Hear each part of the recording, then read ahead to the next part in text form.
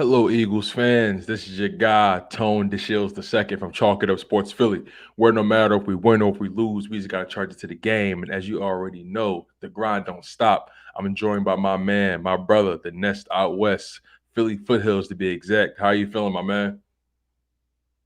I'm feeling, I'm awake. I'm alive. The weather outside is a little, it was really cold last night, foggy, but hey, I'm good, man. I'm as long as I'm rocking this, doing my thing with Tone on Sundays, it's a good week.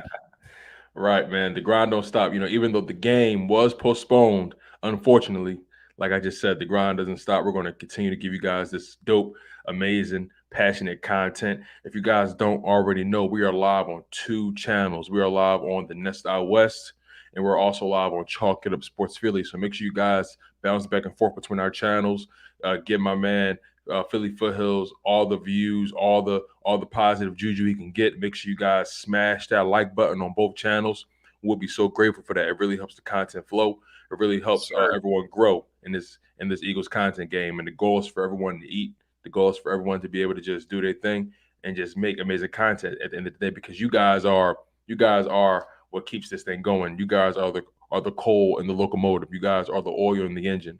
Without you Sure. guys as supporters of the content, we move nowhere. So we're really grateful for you guys. Big facts. So Big facts, Tone. for sure, man, for sure. So let's just get right into it, man. The Philadelphia Eagles game was supposed to be today at 1 o'clock, but it was postponed until Tuesday at 7 p.m., which is a very awkward time in my opinion. There's still people there's so much nuance, so many loose ends with this game being moved. You got to think about the people who actually traveled to Philadelphia for the weekend for the game. Some people came from the West Coast, some people came from the South.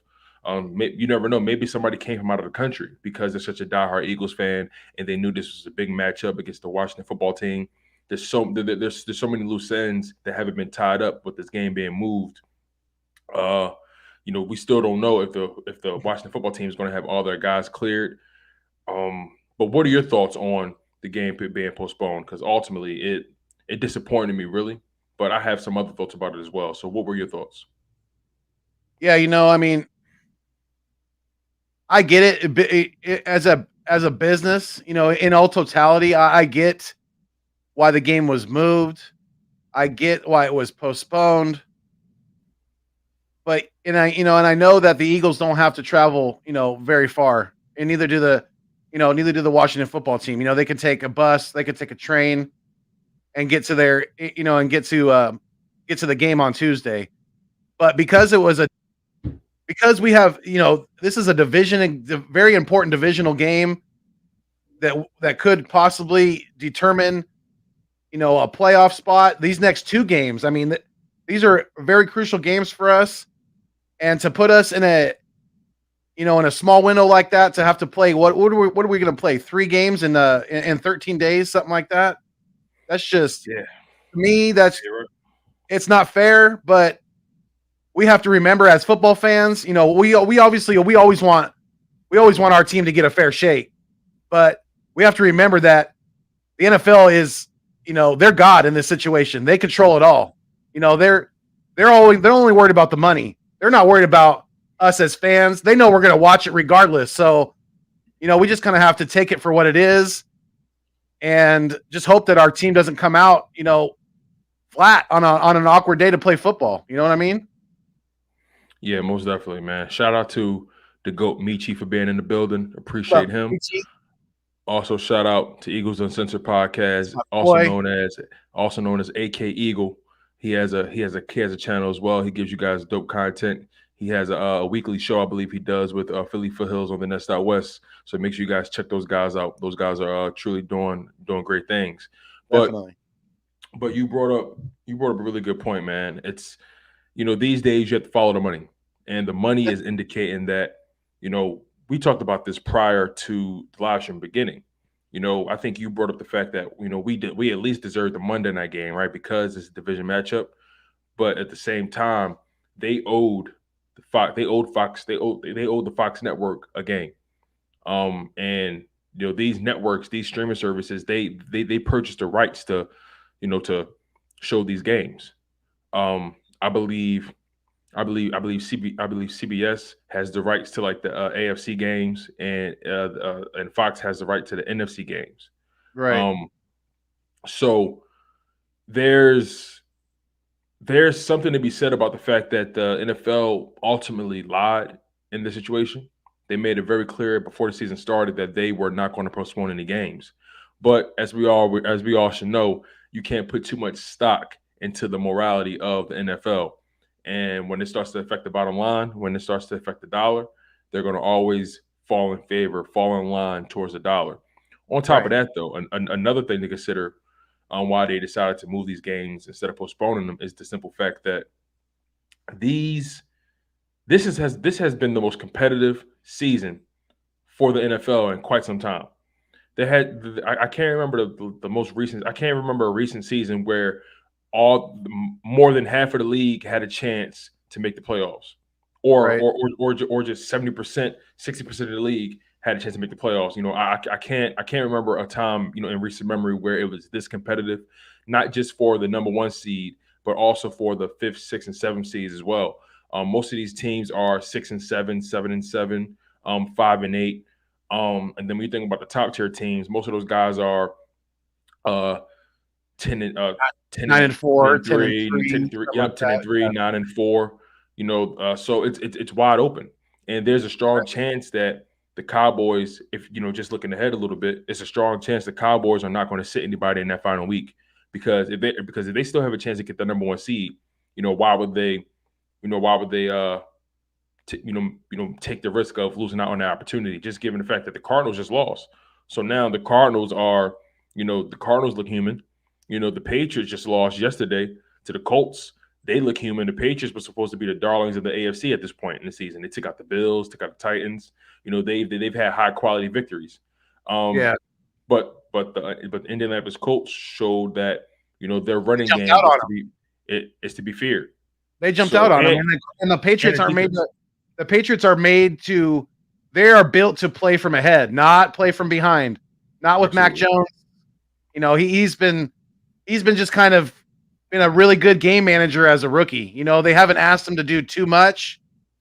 And last night, I mean, they were in it. They were in it to the end, pretty much. But the Colts, after the Colts got that block punt and touchdown, I mean, it was 14-0. I mean, pretty much, I think that took a lot of the wind out of the Patriots' sails last night.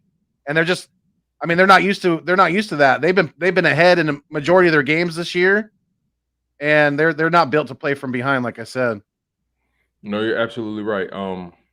Especially when you're a team that's more so led by your run and Right, and your defense. right. You have to keep everything. Just like You have to keep us, just like exactly us right now. just like I mean, us. it's yeah, You have to keep everything in front of you to a degree. You have yes, to make absolutely, sure you have to make sure you stay ahead of the curve because your quarterback is still developing. He hasn't necessarily shown that he can throw you out of a game yet. Uh, right, but even more so than that, they turned the ball over in key situations. And it wasn't just turnovers, there was turnovers that turned into immediate points. So that can immediately deflate any sort of game plan that you've already had. I'm pretty sure Bill Belichick didn't account for a block punt. I'm pretty sure he didn't account for a pick six or whatever it may be. right, Uh, when you're a team that's more reliant on your run game and you're still developing your passer, it's certain things you can't afford to happen, and that's turnovers, and it's also losing time of possession. You have to be able to sustain drives, and you have to protect that rock. And if you're not doing that, no matter if you're running the ball, if you can't do that, then you're struggling. And the crazy thing about it is the Patriots struggled to run the ball. They actually struggled. For the first time in a while. That Colts defense is starting to stiffen up. Jonathan Taylor is carrying Carson Wentz in that offense, and who knows how far they can go. The Colts are starting to look very dangerous, but with a bell cow like Jonathan Taylor, we all saw what happened to Derrick Henry, being run like that. So we'll right. see what happens. But Jonathan Taylor, I have him in fantasy. I appreciate him for doing his thing. um, but back to these Philadelphia Eagles. Especially the You way he know, sealed that game real quick. I mean, Jonathan yeah, Jonathan Taylor. I mean, that was impressive last night. very That was impressive. very, very impressive. When Very they, impressive. like the announcer said last night, when you can run the ball like that, when everybody in the world knows that you're going to run the ball, because it was at the end of the game, they're just trying to run the clock out, and he breaks for a 67-yard touchdown. I mean, that's impressive. He's Very hot. impressive, He's hot right now. especially against that defense. Yeah, and we're going to definitely get into Carson Wentz and the season he's had in a little bit and how it affects us. But yeah, the Eagles game has been postponed, and not just the NFL, but NBA, NHL, they've postponed games as well. But I can understand for them because their rosters are significantly smaller. If they're missing 4 or 5 guys, that's really going to significantly hurt you. Right. And also on top of that, they're not in Super Bowl. I'm sorry, not Super Bowl. They're not in playoff mode. They're still very early in their seasons, so they can afford to move some games around. They have so many games to play. They have flexibility in that regard. Whereas the NFL, it's 18 weeks, Right. and you have these really large rosters. You have practice squads, so you can always dip into that pool as well. I personally and COVID hitting the Washington football teams, some of their key players had a lot to do with why this game got postponed, because the NFL did not want to see a third string, actually a fourth string, possibly a quarterback for the football team, because you have to remember that Fitztragic started off the season as the starter. So right, if they ever get to Jake from State Farm, they're going to be on the fourth string. that was clever, Jake from State Farm. Yeah. Oh my goodness. So, the game, it is what it is. I think it's going to be important for these guys to, maintain their focus. These Absolutely. guys can't allow this shift in schedule to influence how they approach this game. Right. The Philadelphia Eagles have to remain disciplined. They have to, not focus on what was. They need to focus on what is. Mm-hmm. And what is the fact that they play on Tuesday at 7 p.m. and routines don't change. The motive doesn't change. The goals don't change.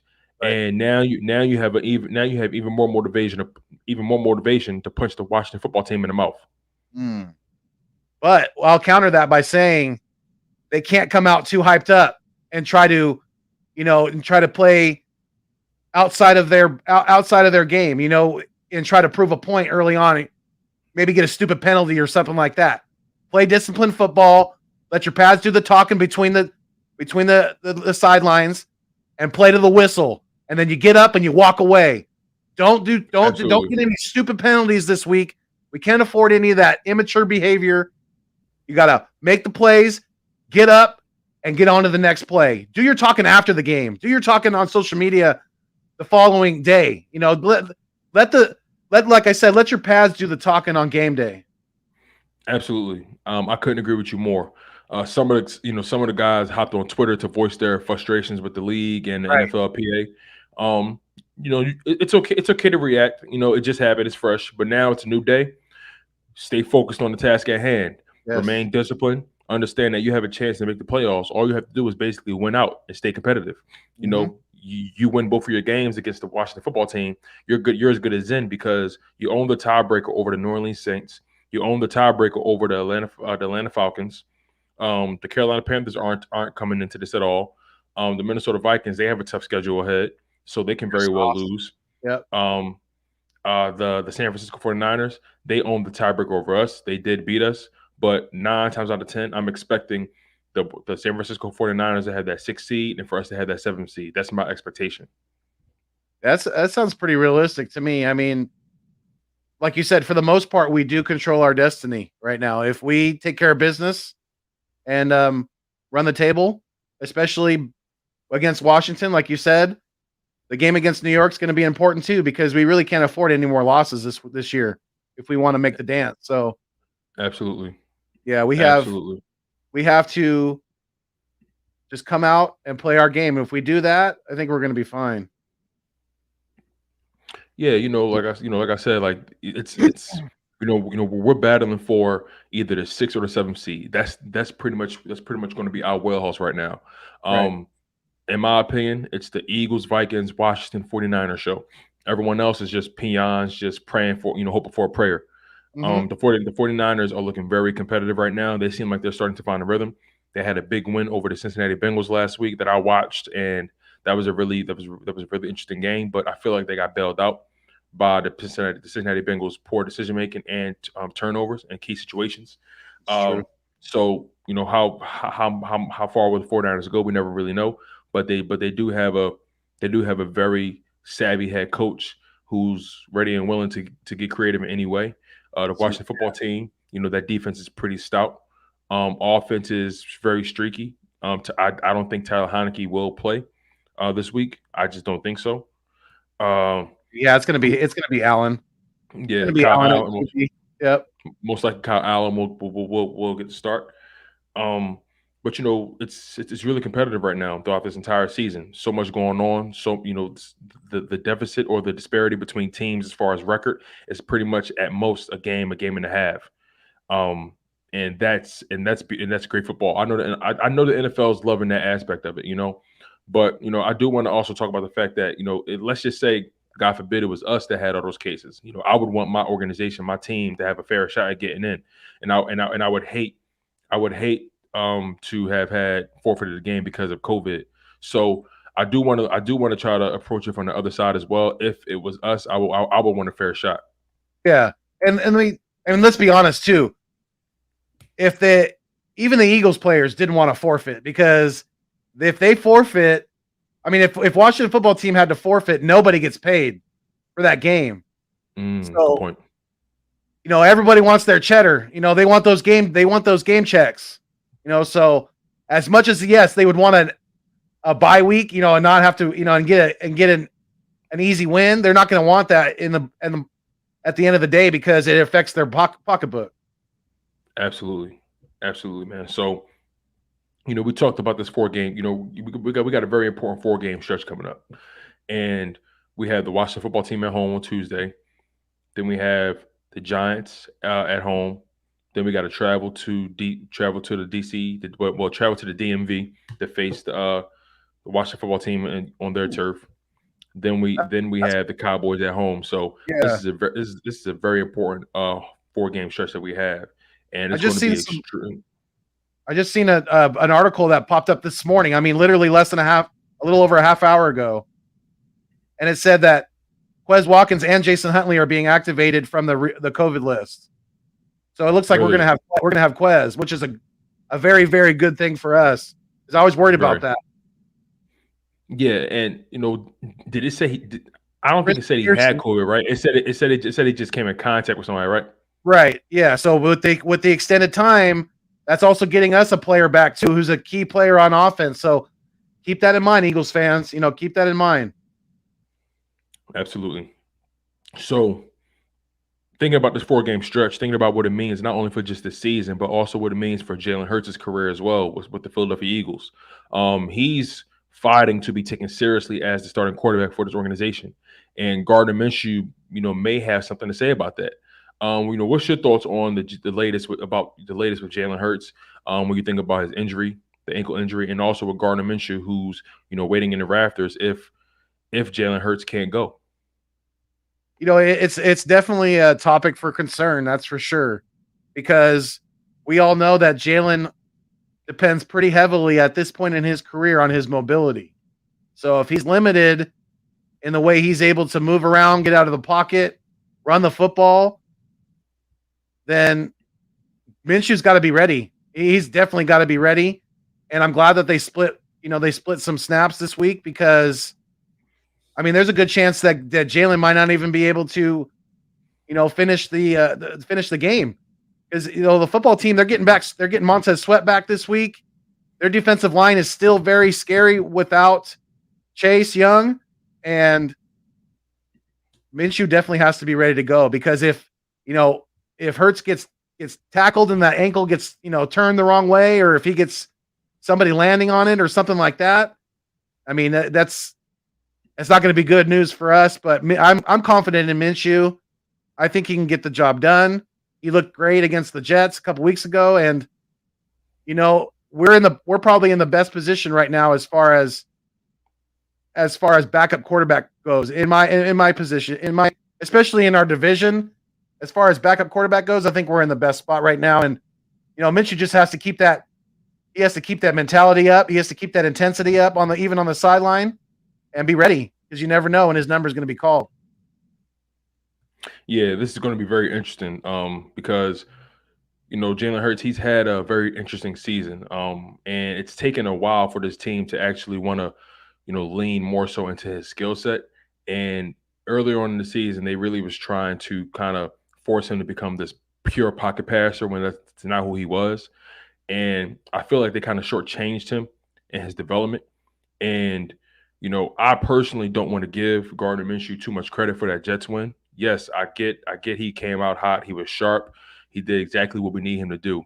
But let's be totally frank about it. It was the Jets, a team that's abysmal, a team that's fractured, a team that doesn't even know who they are or what they're trying to accomplish, a team who still doesn't necessarily know if their number 2 overall pick and Zach Wilson is the guy or can be the guy. They're still trying to figure out what they have in him. Mm-hmm. But Gardner Minshew, yes, he did come in. He was sharp against the Jets. But to me, he's not the long term answer. He's a guy who's good in bunches.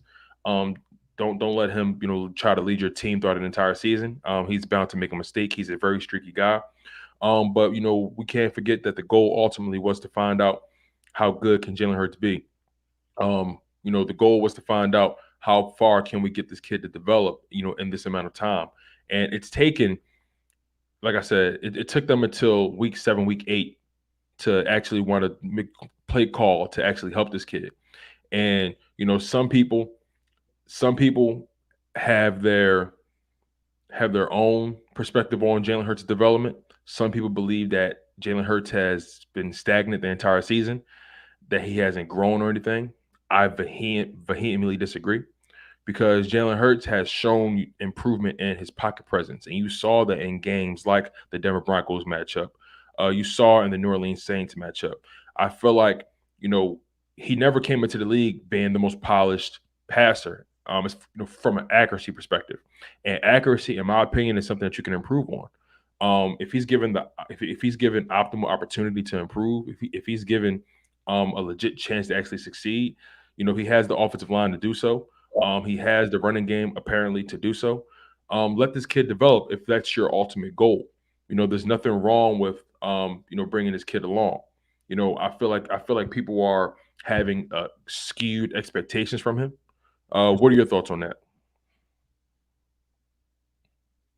Yeah, I mean, I definitely think that Jalen needs more. He needs more time.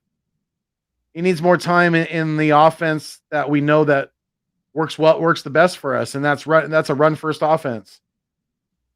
You give him more time in that offense with the weapons that we have. You let him get more comfortable with, guys like Jalen Rieger, guys like Quez Watkins. Then that's only going to benefit him in the long run. I just, there's one thing that I really want to see from him, and I'm really hoping that he does play the last 4 weeks because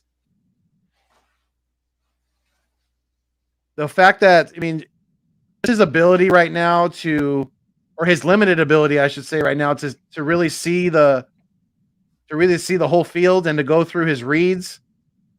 That's something that he definitely needs to work on, and it needs to continue to progress. So that's why I agree with you, Tone. I think he hasn't really got a fair shake this year because of the fact that ownership, front office had a heavy influence on how this offense was run the first, month and a half of the season. So Agreed. yes, Jalen has not gotten a fair shake because of the fact that they put way too much on his plate. His plate was just one of those little plates that they serve at kindergarten, and they're trying to serve a buffet to him, and it's like fitting a square peg into a round hole. It's just not going to work. Right. Right. Here's the thing, right? When you're able to get the running game involved, believe it or not, you don't need a passing play to read the defensive coverages. You know what I'm saying? Like you don't need to call a passing play in order to see what the defense is thinking or what they're trying to do. Because at the end of the day, they don't know what you're trying to do. So if you run the ball enough, get him in those situations where you run the ball, allow him to see what they're throwing at them. Then at that point, you can, you mix in his passing ability. Because again, this kid, this kid has only been in the NFL, for a little less than 2 seasons. Only played 4 games last year, and he played 13 games this year or something like that. So Yeah. it's one of those situations where you have to the things that we're expecting out of him are things that you gain with experience, like being able to read defenses, like being able to throw with anticipation, um, you know, throwing your guys open, right? That comes with chemistry. That comes with trusting your guys. Right. As far as I'm concerned, he only has about 2 guys on offense that he fully trusts in the passing game, and that's Devontae Smith and Dallas Goedert. Um, I understand when people saw Gardner Minshew, they saw him getting Dallas Goedert very involved, but I feel like that was their game plan from the beginning. I don't think that was just a Minshew thing. I felt like they wanted to make the game easy for Minshew. They told Minshew, listen, your tight ends or your running backs are your targets today. You throw it to your wide receivers if they're open, but other than that, you're targeting tight ends and running backs today. I believe 70% of his passes went to the tight ends and the running backs. Whereas though Jalen Hurts, he's been trying to get things done with the wide receivers. He does throw the ball to Dallas Goedert, but Dallas Goedert's best game came with Gardner Minshew, and I think that was by design, not by um, Gardner Minshew's savvy play. You know what I'm saying? Because when he threw that ball, he threw a lot of ducks in the air, and they just and the tight end Dallas Goedert, he had to come back from one of them. He threw it to a lot of wide open windows. Yeah. And also the running game still came in and did their thing. So, we have to understand that Jalen Hurts is a player who has been in 4 or 5 different offensive systems, since he's been in college and in NFL. He's never really had a chance to really stay within one system, one head coach for a long period of time, and also get those starters reps. 2 seasons in the NFL, 2 different head coaches, 2 different coordinators, 2 different philosophies of football.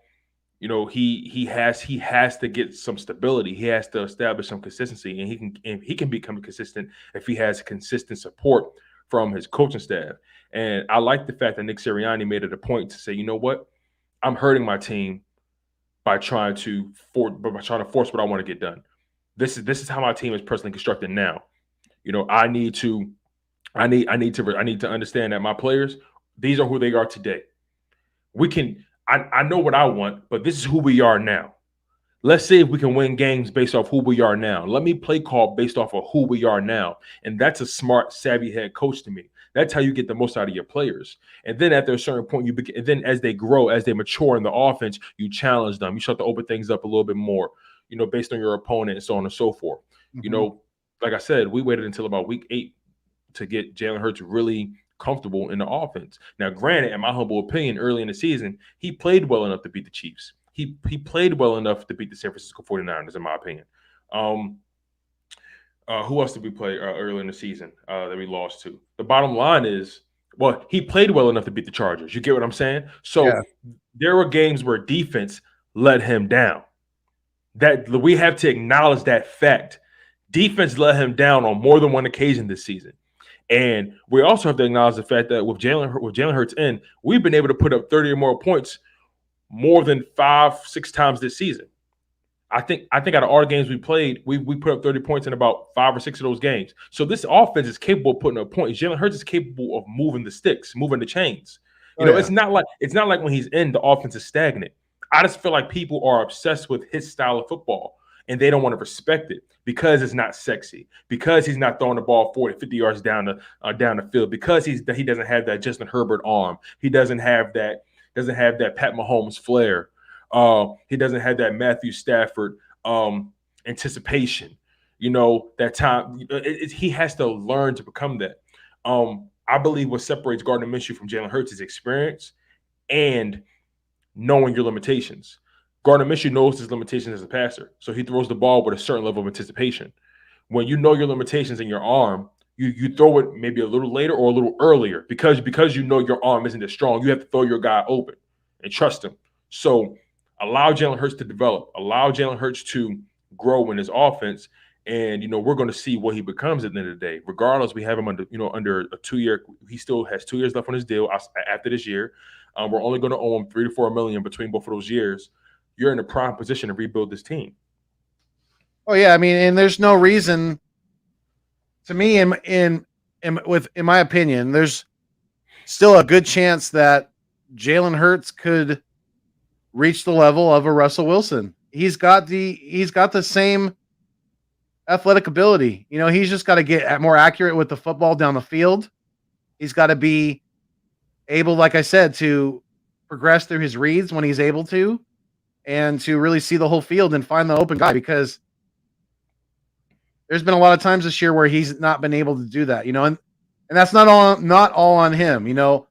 That has to do with the offensive line. That has to do with, tight ends or running backs who maybe in pass blocking that are not doing their job very well. So, with the whole, like you mentioned earlier, the Dallas Goedert Minshew thing, I think they had some chemistry built up already from, probably practice, because, Ertz wasn't always our starting tight end this year. Obviously, I mean, Ertz was our starting tight end. Goddard was the backup to start the season. We got Minshew a few weeks into the season or whatever it was. And I'm sure they had some time to, build some chemistry in practice, being that Minshew's he was the backup quarterback once Foles got traded. And, there's, like you said, it was more of just taking advantage of the Jets than really, Minshew looking like he's the guy, because like you said, long term, definitely probably not. I love the guy's energy. I love his enthusiasm. I love the leadership that he brings to the field. And I think the guys responded well to that. So, we're just going to have to see how this thing plays out. But I really want Jalen Hurts to get the remainder of these games, and I really hope he stays healthy. Yeah, yeah. Michi brought up a good point. He says, I think signing a veteran wide receiver will help the other wide receivers and Hurts as well. I actually agree with that. Now, I will admit earlier on in the season, I was against signing a veteran at that time because I wanted to find out how good these young guys have gotten. So now that we've made it pretty much through the entire season almost, we know what we have, we know what we don't have. And we know we have Devontae Smith, Dallas Goedert, and no one else right now. Quez Watkins, he's a sparky guy. He can, give you flashes, but Quez Watkins is still developing. I don't think he's a number 2 yet. I believe he's a glorified number 3 that can take the top of an offense if you give him opportunities, and he can be used in creative ways. But I don't think Quez Watkins is a legit number 2 yet. He's definitely not a number 1. Devontae Smith right now, just based off his numbers and the way we play and the way this offense is being called, I feel like he has the best stats based on how we've been calling games. We run the ball a lot, and I feel like his stats are reflective of us running the ball a lot. And he's having a very good season. Over 700 yards. I believe he has over 50 catches, almost 60 catches, something like that. Averaging 14 yards a catch, 4 touchdowns. Should have more, but some were called back because of penalties earlier in the season. But this team can definitely use a veteran wide receiver, because that veteran wide receiver is obviously going to help the wide receivers, right? The young wide receivers, but more so he's going to be able to tell Hurts, hey, listen, when you throw it at this point in time, I'm open there. I'm open every single time. You just got to trust it. I'm going to get open. Just throw it here every single time. And that communication between the veteran is going to permeate through the roster, permeate through the offense, and having that veteran wide receiver will also force Jalen Hurts to become a better passer, because the communication, having that trust, somebody who's done it before, who's proven, who knows the full route tree, who knows how he likes the ball to come to him. And that's something that is going to have to develop as well between Jalen Hurts and Devontae Smith.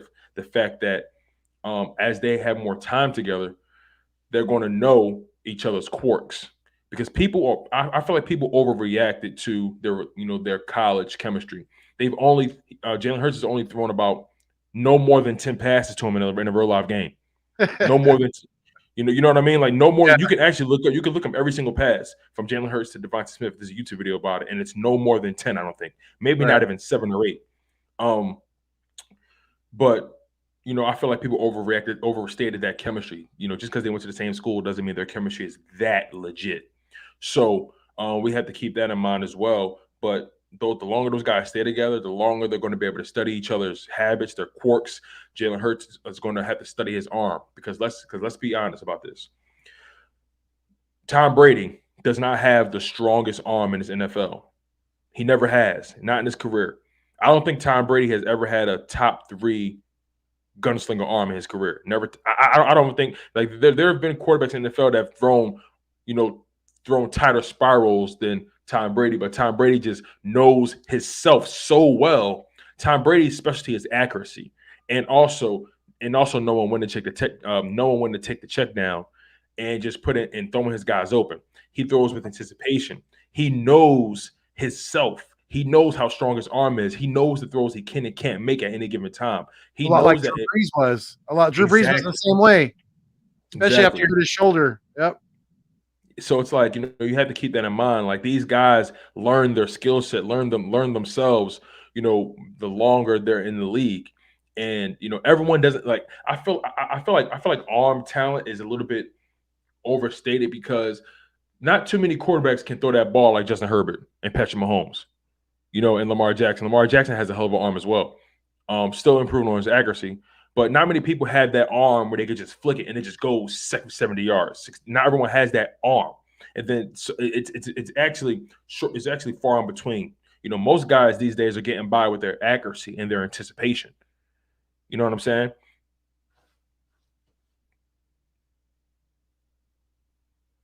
I do, yeah, definitely. It's like I said, there's certain guys that are smart enough to really swallow their pride a little bit and know that they don't have the strongest arm out there. And when they do, and they have they have the athleticism and the smarts to kind of go along with in tandem with each other, then, you see what you get. You get great players like Drew Brees. You get goats like Tom Brady, Yeah. Mm-hmm. Like you said, he does not have a cannon. He doesn't always throw the tightest spiral, but I mean, the guy he's consistently got it done, and now he's got it done away from Bill Belichick too. So it's just crazy. I mean, it seems like Tom Brady is almost getting better as he's getting older. Mm-hmm. Because he has that experience, he's seen everything, so nothing surprises him. Yeah. And we're having these these strange expectations out of Jalen Hurts as if he's a veteran, as if he's had the same coaching staff, as if he's had this offense in his backpack, this playbook in his backpack for the past 3, 4, 5 years. Like, we're blessed to be where we are this season. Let's be totally frank about that. No one thought we were. There were people who said we wouldn't even win 3 games, or there were people who said we wouldn't win more than 4 or 5 games. Like, we've won. Where are we right now? We're 6 and 7, right? Yes. 6 and 7, and we have the chance to get 500 and make it to the playoffs. We gotta acknowledge that this season, yes, the playoffs are within reach. But this season is to study Jalen Hurts, find out his limitations, find out what he needs to improve on. Expand his vision, and let him grow in seeing the field. That's where he needs to improve the most, in my opinion. Just being able to see the field and make quick, savvy, anticipatory decisions. That's where he needs to. That's where he needs to improve on. And a lot of the people, the GOAT Michi says Jalen has a cannon, but he's not accurate. If he's accurate enough, things would be different. Exactly. I agree with you 100% on that. If he's more accurate, things will be different. But if the defense was a little bit better as well, our record would be significantly different. Like I said, Jalen Hurts has actually played well enough for this team to have actually won. In all reality, we should have that Chiefs win because he played well enough to beat those guys. Defense just couldn't do anything.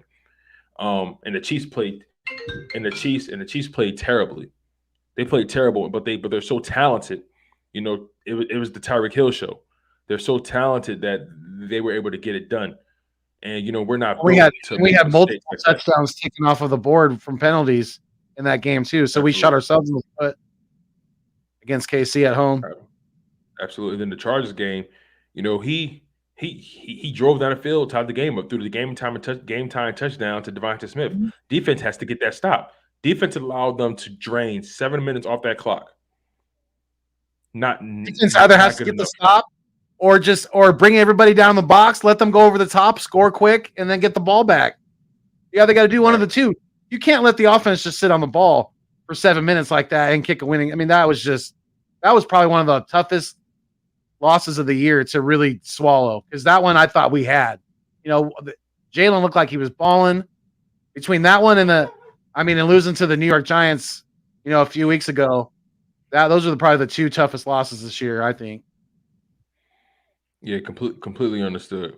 Eagle Slayer says this is something that's interesting to me. He says there's no point bringing in a wide receiver if this coaching staff's not going to utilize them to their strengths. That's just pointless in my book. Well, I'm going to have to disagree with that because of the simple fact that we understand that we don't have the weapons this year to do what we want to do in the passing game. Um, Jalen Rager has shown that he can't catch the ball consistently. Quez Watkins still developing, and Jalen Hurts is also still developing as a passer. Um, and then Devontae Smith has been doubled week in and week out.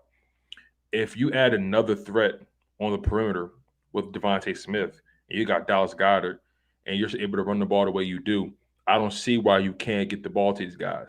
At the end of the day, we're going to have so much cap space. Money talks and bullshit walks.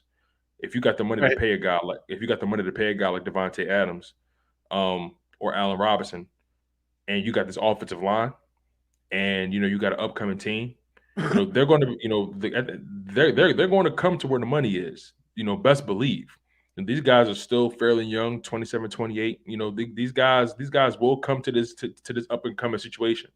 Believe it or not, some guys love being a part of the new guys' ascension. Think about what the Arizona Cardinals did for Kyler Murray. They brought in they brought in DeAndre Hopkins, they brought in AJ Green, they brought in Zach Ertz, they brought in James Conner. They truly invested in their quarterback's development. They truly understood that this quarterback will get better if he has somebody to throw the ball to legitimately. And Devontae Smith, yes, he's talented, but let's keep in mind he's only about 6'1", 6'2", I think, if that. Only weighs about maybe 180 pounds soaking wet, if that. Yeah. He still has to put some size on. He doesn't have that big body wide receiver to get to throw the ball to. People underestimate the fact that all these quarterbacks are not throwing perfect balls.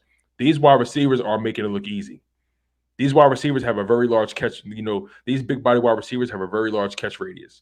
And sometimes all you got to do is throw the ball in their area, and they're going to catch it. I was watching this Chargers Chiefs game, and there was plenty of balls that Justin Herbert just threw up there, and his wide receivers made it happen. Those guys get paid too. So Yep. you're only They're as all good as professionals. you're exactly. You're only as good as the team around you. And the more weapons you put, in Jalen Hurts' wheelhouse, the better he will be. And I trust his commitment to the game. I trust his commitment to his teammates. I trust his willingness to learn and grow for him to be better. There's some guys that you don't see the work ethic. You don't see the fight, the fire in their eyes. You don't hear it in the way they talk. You don't hear it in the way they carry themselves. This team, they ready to go to they will go to war with Jalen Hurts. They believe in him and he believes in them. And like I said, you're only as good as the team around you. Trust and believe. Jalen Hurts, you give him some legit weapons. The passing game will open up. Especially with this running game, things will open up. Our biggest wide receiver is who? What, Jalen Rager, and that's because he's a stocky guy. Who's our like he Maybe doesn't JJ. have Maybe JJ. yeah, but how much Probably our trust can you biggest. put in JJ, right? Right. That's very true. If you're just talking big body wise, looking for your best 50-50 guy, JJ might be that guy. If, like you said, how much can you really trust him? Yeah, he's had a couple catches this year, but if Jalen Rieger's not going to produce at the wide receiver 3 spot, I would probably rather see JJ out there, because you're going to get a wide receiver who can block better, who's probably going to put out more effort, and you never know, maybe he can make a big play for us. Right. too many of our weapons have similar skill sets. Like too much of them are similar in stature and how they play the game. Um, Devontae Smith, he's a pilot. He's a very fine route runner, but he still has to develop more as well. He's only a rookie still. We need to remind ourselves of that. He still hasn't seen all the coverages. Still hasn't seen every cornerback in his NFL. With time and experience, these guys have a legit shot to develop. Moving on, you know, this organization has a legit shot to really grow beyond belief with the amount of cap space we're going to have. You think about the draft capital we have. We just locked down that Carson Wentz first round pick from the Colts officially. So it's we have reason to celebrate for that. So we're going to officially have 3 first round picks in this upcoming draft. What are your thoughts on this upcoming draft? How do you think the Philadelphia Eagles should attack it? 3 words: defense, defense, and Fuego. What was the other one? Yeah, defense. That's right. That's how they should attack it. Seriously, excuse me. You good? Yeah. I mean, I think I'm with you on that.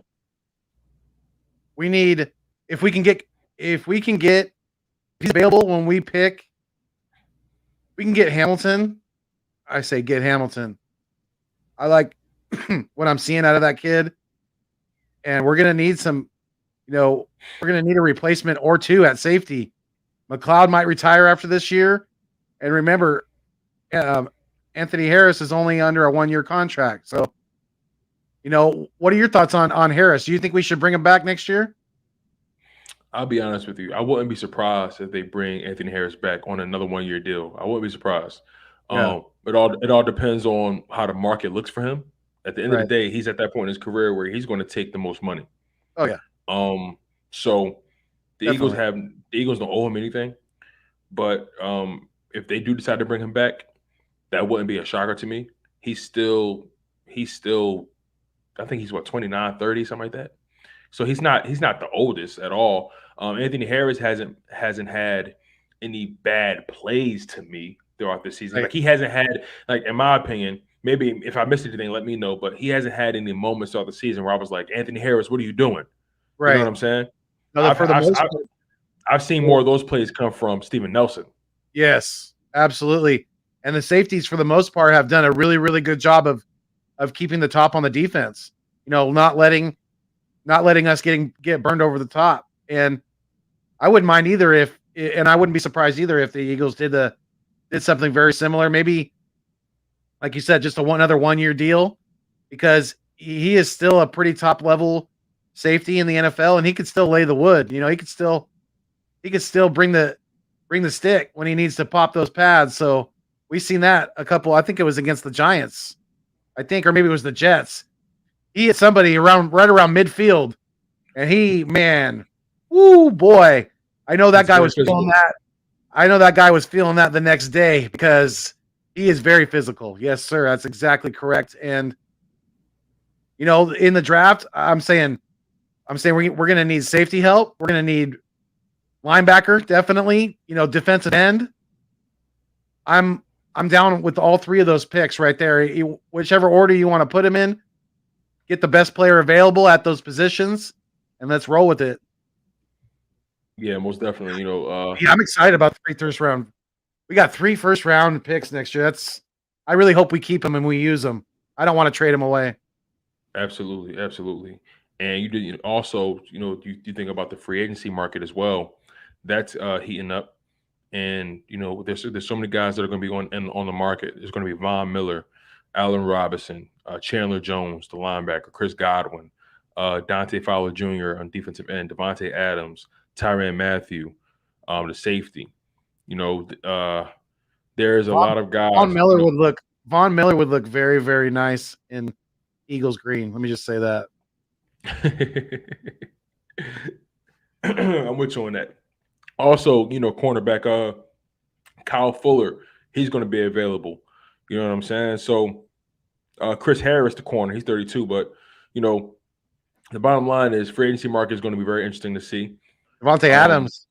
I don't know if you said Devontae his name already. Yeah. Yep. Yep, Devontae Adams. And then the draft, like you said, I agree with you. We need to go defense tremendously because if defense was a bit better, we win. We would actually have, in my opinion, we would have maybe 8 wins at this point. Mm-hmm. In my opinion, we'll be 8-5 rather than 6-7. Yeah, if TJ Edwards would have started the season and we had another good linebacker piece next to him and a good solid draft pick that had been developed over a couple years, a guy that's already been playing a couple years. If that happens, I guarantee you we win a couple more games easily. And if we would have been running the ball from the gate with Jordan Howard, I mean, hell, we could be towards the top of the NFC right now. Man, it all remains to be seen, right? This has been such a Absolutely. competitive. This has been such a competitive season. We also can't ignore the notion that even though we do want Jalen Hurts to develop, we have to be Eagles fans first. And at the end of the day, it's about improving this team, regardless of circumstance. And no one on this team, in my humble opinion, is untouchable. Um, I mean, of course, you got certain veterans, your offensive line. There are certain people who are obviously untouchable.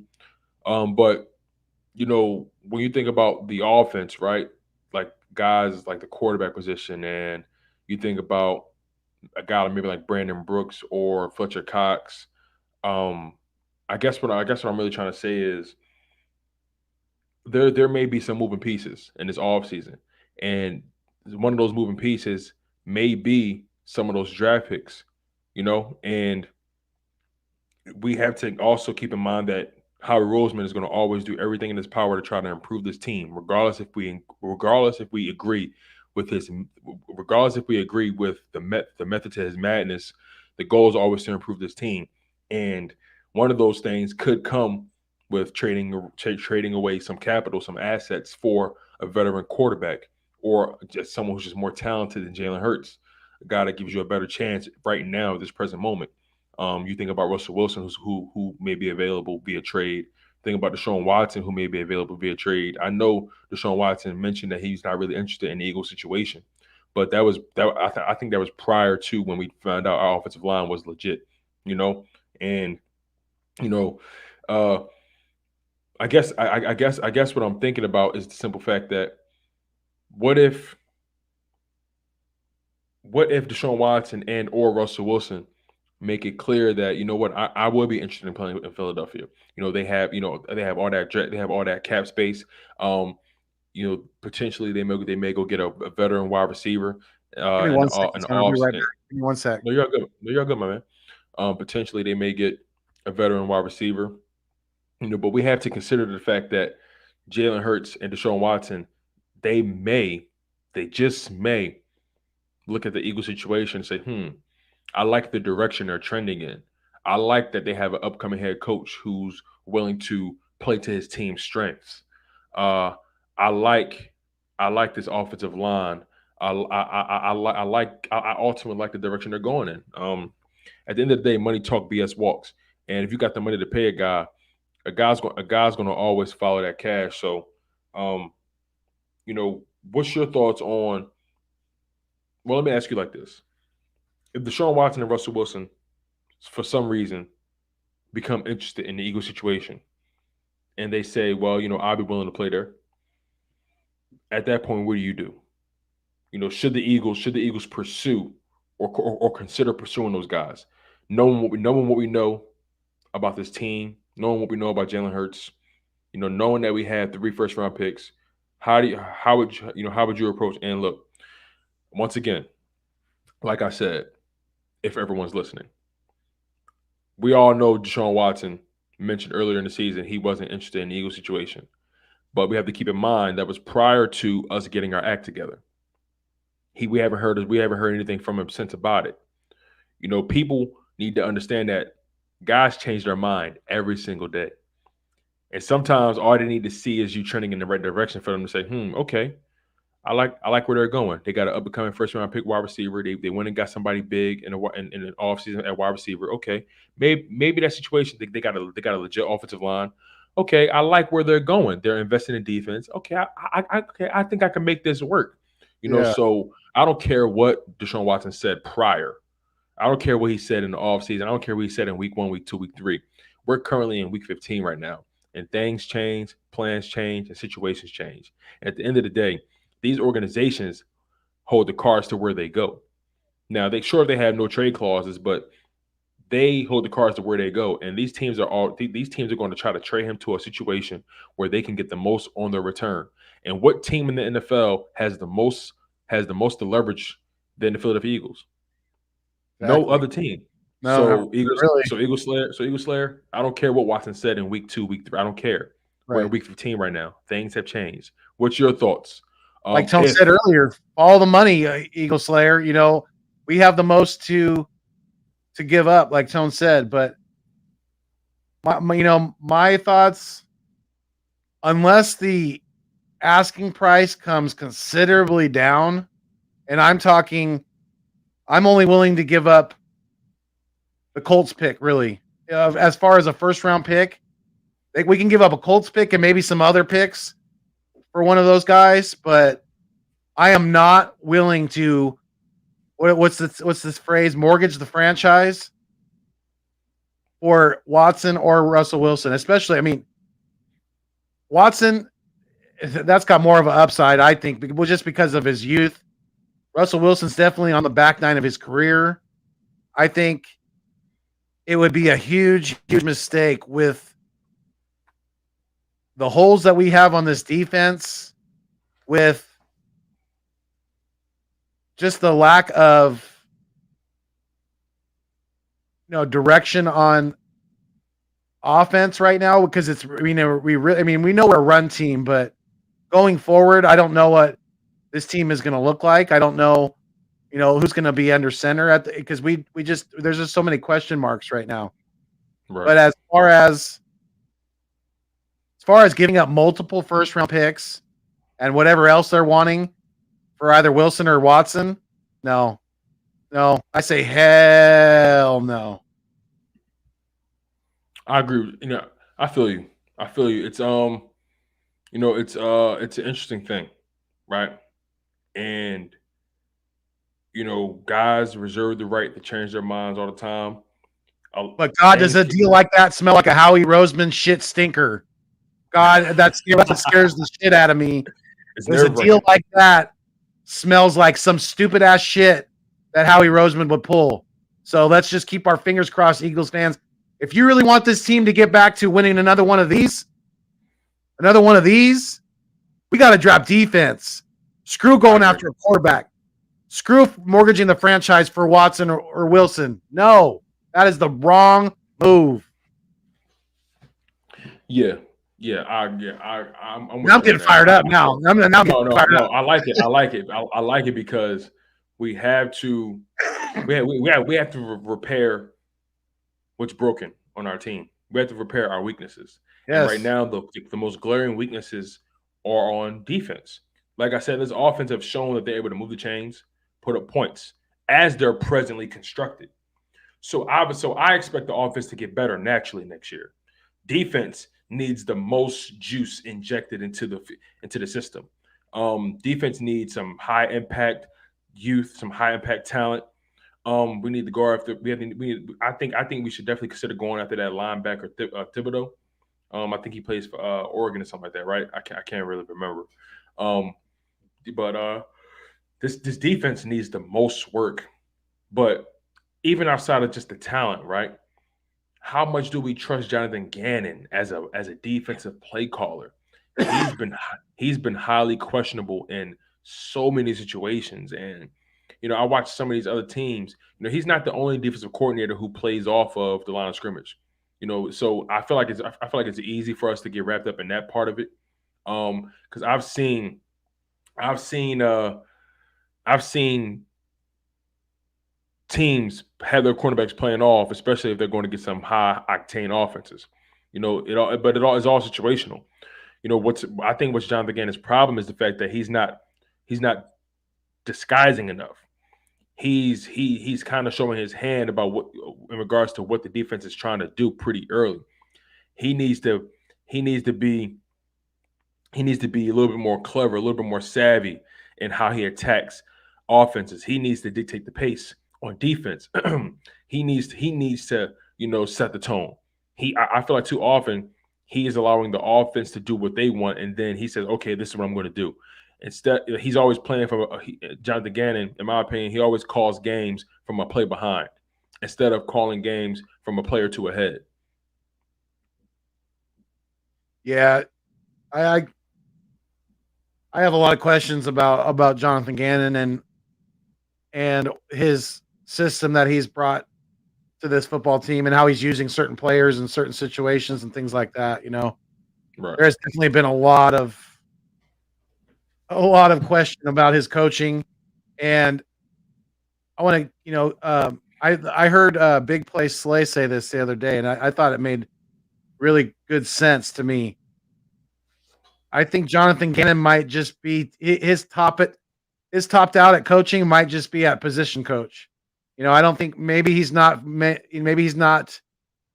wired, whatever, however you want to say it, to be a defensive coordinator in this league at a high level. So, that's something that the Eagles are definitely going to have to look at in some detail over the offseason. Do we want to bring in a new defensive coordinator, and the defense is going to have to learn, the system all over again and things like that, or are we going to try to see if Jonathan Gannon is maybe just a late bloomer? Maybe he's just still kind of smoothing out the edges, so to speak. I think the problem is the fact that Jonathan Gannon doesn't have enough experience, right? And I feel Right. like I'll be honest with you. I always prefer my defensive coordinators to have some kind of legit experience and to have an aggressive bone in their body. Jonathan Gannon is not aggressive enough for me. And that's the problem. I feel like he's coaching to keep his job rather than coaching to win games. I feel like he's just too passive to me. And he doesn't dictate pace enough. You know, like not once have we had a game where we were like, "Whoa, this defense is flying." This defense is exceptional. We've had highlights. Made from players. Taking Right. taking advantage of their situation, their matchup. But you Right. know, this defense still, in my opinion, doesn't strike fear in opposing offense. This defense doesn't have that respect level, in my opinion. To really command how games are played out. I'll put it to you like this: I don't trust this defense to stop a quarterback on a game-winning drive. You know what I'm saying? I just don't. And that's how you stake your claim as a defensive coordinator. Being able to scheme your guys into getting sacks and being creative on the defensive line and your packages and dropping guys in the box. Then all of a sudden they drop back in coverage and just showing the offense something different. Playing mind games and fooling the quarterback's eyes. He's not aggressive enough. And Mhm. I feel like I'll be honest with you. I wouldn't mind bringing in a different defensive coordinator. I really wouldn't. I just really wouldn't, man. And let's keep it real. Let's keep it real. Seriously, without Darius Slay, how different? I mean, how much more points would we have given up on this defense? How many more losses will we have? So the play of Darius Slay has been absolutely huge this year and Yeah, has bailed Jonathan Gannon out at times. It really has. absolutely, absolutely, my man. What's good, Vic? I see Vic 3's in the chat. Another co-host of East Meets West, For which sure. Shout out to Big Three. we're usually rocking at 10 p.m. on Wednesdays now. So come check us out. 10 p.m. on the East Coast, 7 p.m. on the West. Wednesday nights, East Meets West. Myself, Nest Out West, Vic 3, and AK Eagles of Eagles Uncensored. We're always holding it down. Shout out to those guys, man. Make sure you guys go like, comment, and subscribe to all their content, their channels. Make sure you guys go do that. Um, Definitely. but yeah, before we get out of here, let's talk about some things on a lighter note. We have had some guys who are playing a great season of football, and I want to talk to you about the Pro Bowl and who do you think on this team has played well enough to be considered for a Pro Bowl spot?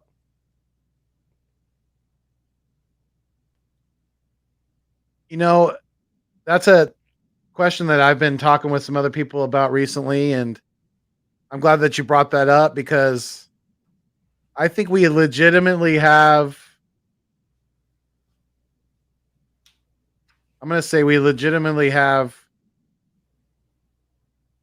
three guys that are going to make the Pro Bowl, and that's Darius Slay, Jordan Mailata, and Jason Kels.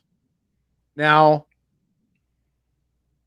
there's guys that have played at a high enough level to make, in my opinion, to make a Pro Bowl, in guys like Lane Johnson, but yet he missed time this year. He had that personal issue where he missed multiple games earlier in the year, so that's definitely going to be taken into account. And also, our rookie number 69, Billy Bob, Landon Dickerson. Being the fact that he is a rookie, he's probably not going to get, a Pro Bowl nod, but I think he's played at a very, very high level, especially in his run blocking. And I'm excited about the left side of our offensive line going forward because that is a force that teams are going to have to reckon with for a long time coming, being Jordan Mailata and Landon Dickerson. Especially if he stays, even if he moves to center, doesn't matter. He's still going to be a great player for us. And so the three that I think are really going to make it, like I said, are Slay, Kels, and Mailata. The other guys who I think have a possibility, maybe. I want to hear your opinion on that too. Is obviously Dickerson, Johnson, Lane Johnson, and also, I've heard people kick around the name of Avonte Maddox as possible as well. So, what are your thoughts on the Pro Bowl for us? For me personally, I pretty much agree with you on all fronts, really. Uh, I know some people, Eagle Slayer says Goddard, but that's a long shot. Um, Yeah, if we're being he didn't if we're start. being He didn't completely start the frank, season either. Yeah, right, right. Again, we can't get enamored by that Jets performance. They suck. So a lot of things just went right for us that game. You didn't really have to try too hard to beat those guys. But yeah. Where nonetheless, was let's stay where off was the topic. Goddard against the New York Giants? He was a ghost. You Right, know, right. But yeah, for me, guys, there are a handful of guys who have played well enough to be considered, right? But who I think is actually going to end up making it, I think it's going to be Mailata. I think it's going to be Kelsey. I think it's going to be Darius Slay, and I think it's going to be Jake Elliott. Those are going to be the guys to oh make yeah, to actually make the Pro Bowl, in my that's a good opinion. shout with Jake because Um, he's had a very solid year. I didn't even think about Jake. Hell, even yeah, Sippis has had a pretty solid year as a punter. Yet, yeah, he's another guy who's a rookie. So, but yeah, Jake for Elliott, that's a sure. good shout, Tone. Good shout.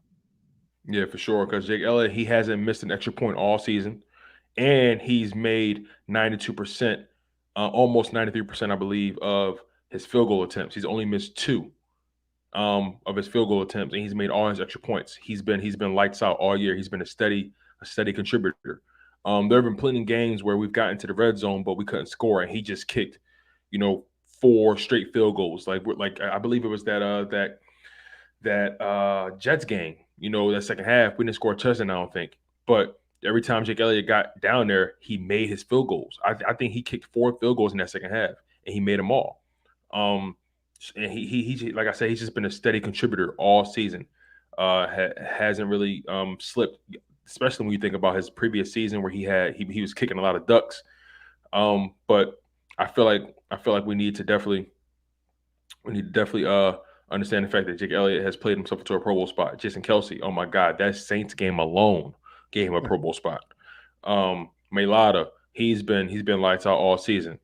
Um, you know, uh Darius Slay, he's had too many high impact plays, and then also just the numbers show you that he's not getting beaten anyway. He's put up multiple touchdowns, multiple interceptions. He's just been a constant presence on defense, and he hasn't gotten beat, and he's been pretty much shutting everyone down. So we have to, those are my main guys: Kelsey, Mailata, Darius Slay, and and Jake Elliott. Maybe Lane Johnson, but he has missed some games. Um, maybe maybe Hargrave, but he kind of fell off a cliff a little bit. Yeah, Uh, you know, I'll give you that one too. sit posts, we'll see. Punters, they pretty much roll the dice on the punters. That's never really a guaranteed thing. Maybe Marcus Uh, Epps as an alternate. I don't think so. I don't think so. He's His played name pretty isn't big solid enough. this year. Yeah, His name isn't big enough. The I Pro want the Bowl is Eagles to also. bring him. I think he could be a future at safety for us. What do you think about Marcus Um, Epps? I don't trust him in the long term. Really? Nah, I really don't. He's had some plays, but his interceptions have come on pretty like for example that interception in the Jets game. Zach Wilson just sailed that ball. Like it was, it's It seems Marcus like Epps. he's always around the ball, though. It seems like he's always flying to the ball. He makes him making a lot of tackles out there. He is. No, I definitely don't want to take nothing away from him. Yeah. He has taken advantage of his opportunities, yes. Mhm. But he hasn't shown me enough to indicate I would extend him, long term. As far Gotcha. as I'm concerned, he's still on a year to year basis with me. But before we get out of here, also, uh, The chat wanted to they know both if we consider Driscoll injury prone. that's exactly where I was going with this, Yeah. and that's a very interesting question. Driscoll was never meant to necessarily be a starter anyway, and he was pretty sturdy all season, up until what game was that he got hurt in?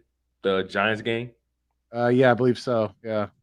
So Driscoll was always meant to be a rotational guy. Um, I don't want to consider him injury prone yet.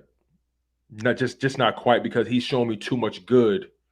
He's come in so many key moments in the season. I don't want to consider him injury prone yet.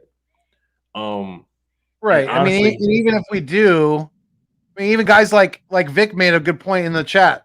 Landon Dickerson, you got to consider him. I mean, well, from what he had in college, obviously, knock on wood, that he's been good so far in the NFL, and hopefully that continues that way. But Landon Dickerson had multiple injuries in college, so do we consider Landon Dickerson injury prone, or is it only more? Is it only what have you injured lately, and then we base it right, on that. right, because Driscoll, he was a constant presence all season. Yeah. Soon as Brandon Brooks went down, came in, didn't miss a snap. Right. And Solid. I think somebody fell on his leg or something like that. And those guys are heavy, man. Like those guys are heavy. That can happen to Yes. anybody. Like having a safe dropped on your leg. Right, and yeah, and also on top of that too, you can make an argument that he would have been back, but the problem is they had him on IR twice, and once you go on IR twice, they got to shut you down for the season. They can't.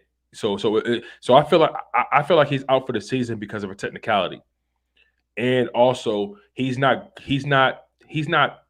They knew his injury would keep him out long enough to the point where it's like, okay, we got to put him on IR. We need to fill that spot up. Because at the end of the day, he's not super talented where it's like, okay, we're not putting him on IR, we're just going to rest him and keep him on the roster. You know what I'm saying? He's a rotational guy, so they figure, okay, we gotta reload, we gotta find a way to replace him quickly. It is what it is. He's going to be out for 3-4 weeks. Okay, let's not play around with it. So, do you think Brandon Brooks is going to play any more this year? That's an interesting question. Someone called him Eagle Slayer called him wasted talent. That's far from the truth. He called him straight glass too.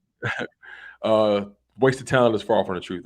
Brandon Brooks, he has been healthy for the better part of his career. These past few years have been hard on him.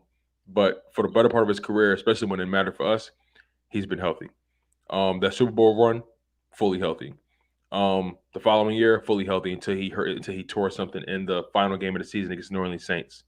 So he's been pretty helpful, or not helpful, pretty healthy for the for the most part. I just wouldn't necessarily consider him wasted talent. That's a stretch.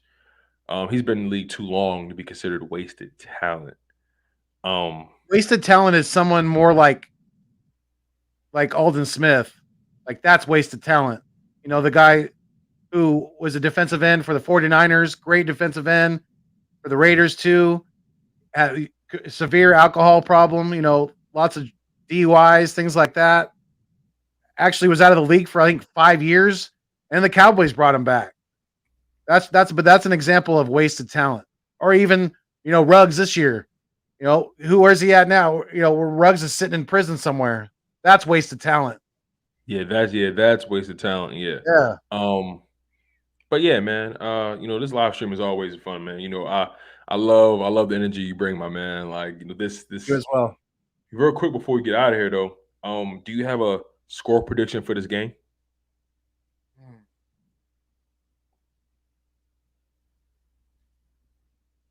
I did, but I think it's going to change though because it got postponed. I mean, my score prediction was for today. It was for. I mean, we're supposed to be watching the football game right now. It's going to be tough for both teams, but I think the Eagles win.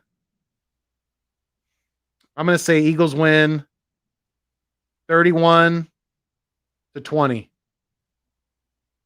Say that one more time. 31-20 Eagles. 31-20 Eagles? Yeah. Okay. I like that score line, actually. I'm going to say, because it's a division game, they're going to play us very tough. Mm-hmm. I'm going to say the game is going to be low scoring, not necessarily low scoring, but more so mid scoring. I Gotcha. don't think no one gets out of the. I don't think the Eagles get out of the 20s. So I'm going to say 27 Eagles, 21 Washington football team. 27 Eagles, 21 Washington football team. 27-21 Eagles. Okay. Yeah. Okay. That's my call for that game. Yeah. That's my call. But my guy, appreciate you for locking in, being available to me as always, my man. Of course. This is always fun. And then, like you said, we're supposed to be watching a game right now, but there's nothing wrong with putting in that work, grinding some content out, and setting the tone for the week. Always. For sure. So, any final thoughts before we get out of here, my guy? Just really appreciate everybody in the chat. Thank you guys so much for joining us today. We're like he said, we were supposed to be watching Eagle football right now, but hey, we're gonna get it. Definitely. We're gonna just think of it this way. It's gonna be that much shorter until the next game. So yeah, I appreciate that, Tone. Thank you so much for putting that up. You guys, if you haven't already, please come subscribe to the channel. I'm on the road to 2K. Absolutely. It's been slowing down a little bit with the subscribers, but that's okay. I just really, really want to get a lot of good, solid subscribers, good fans of the content on there. That's what I'm really, that's my goal. So you guys continue to hold it down I'm gonna continue to hold it down out here in the West for Eagles Nation. Always. That's why we're the Nest out West. Billy Fuego Productions, all that good stuff. Come check us out. Definitely come. Like I always say, you guys are the absolute food and the water to the channel. Without you, it does not continue to survive. So if you're feeling the vibe, please make sure that you like, share, comment, and subscribe to keep my dreams alive. All right. So love and appreciate each and every one of you guys. And Tone, it's always great to do this, my guy, and it's been a pleasure. As always, my man. I'm grateful for you. Like I said, for always making yourself available. Staying loyal to me. Of course. Always making yourself available, my man. Like I don't take that kind of stuff for granted. It's always grateful to meeting new people through this content game. Man, you have our friendship has blossomed like a Sirianni flower. Since we've been doing this yes, sir. Content, and my man, it's amazing to see where you've grown. It's amazing to see both our progress in this stuff, man. You and I are both unfinished products, and there's so much left to do, so much left to talk about and accomplish with this content game. And we're going to have a hell of a week this week. Our Tuesday night is going to be hella interesting with this Eagles Washington matchup. This is the final 4-game stretch. The Philadelphia Eagles have a lot riding on this, And in all reality, they cannot afford to lose. It's just that simple. It's not complicated. It's not an understatement or an overstatement. It is what it is. They have to come out and play lots of football. That they remain disciplined, stay focused, and not allow this change in schedule to really influence how they approach the game. Remain disciplined, remain humble, remain committed to the goal, Poised. and Poised. poised, perfect word. Remain poised. In the face of chaos. In the face of turbulence. It's When they always know that important. they know there's going to be a lot more people watching them too, because they're going to be on national television. So, don't Absolutely, let that creep into your psyche either. Just play football. Play football. absolutely. You guys are going to be fine. That's my Big final fact. words. Big facts. So you guys, as you already know, make sure you guys go log in and subscribe to Philly Foothills from the Nest Out West. All you got to do is search the Nest Out West on YouTube, and my man is there. Make sure you guys like, comment, and subscribe. Hit that notification bell. In addition, I'm your humble host, Tone DeShields II from Chalk It Up Sports Philly, where no matter if we win or if we lose, we just got to charge it to the game. Make sure you guys like, comment, and subscribe for more. If you guys like what you hear and you want more as well. I also have another live stream coming later on in the day at 5 p.m. I have a very, very special guest, you guys. I'm Woo! bringing in the veteran, none other than Joey Shake 72. So make sure you guys go lock in. Yes, sir. Yes, sir. So All make sure you right. guys go lock in on that live stream at 5 p.m. Eastern time.